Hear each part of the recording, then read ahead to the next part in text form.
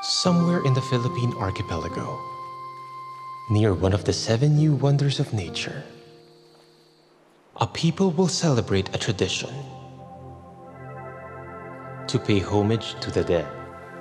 For one day, through the long night, everyone is allowed to steal. Yeah, it's like a tradition, right?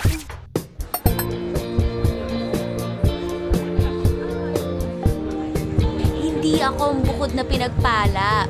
Brazilian wax. Wait lang! Ano ang cosplay?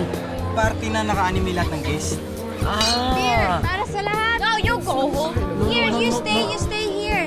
Because we're gonna play a game and it's for fun.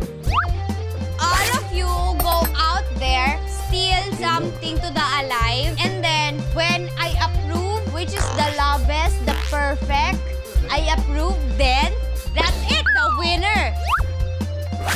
I give you 1,000 pesos! Ayun mo, hindi na ako interesado doon. Madalas ko naman mabusoon yun eh. You get the loot, you get the girl, you know? I know you like I will the girl, give you my gun. Only one condition. I'm coming with you. 5,000 pesos! Ayop! Sino ba yung mga yun? Vanguards of the Pig. Cosplayer. 10,000 pesos. Kaya dapat sa dare na to, dapat manalo tayo. 3 days companionship and pleasure with me. Game ako.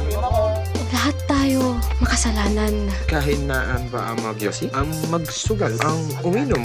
Ang magnakaw? Kasalanan. Eh, putya, ba't pa tayo sumasali dito? I don't ask the name. It was just so magical. The moment, the river.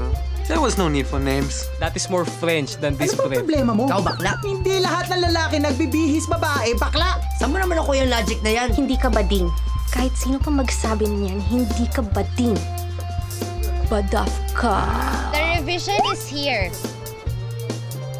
I'm gonna give 10,000 pesos. The prize is me. I'm gonna give you companionship and negotiable pleasure. Panalo na to. This is wrong.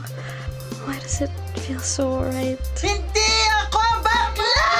Narinig ko yun, ha? Malawak lang ang imagination ko. Kailangan sasabihin mo, let's give it a come on. Let's give it a come on! Mas maganda yung buhay na bulala ka. Tapos bigla ka mo, itatakbo at iiglap na lang sa langit. Tapos bigla ka na lang.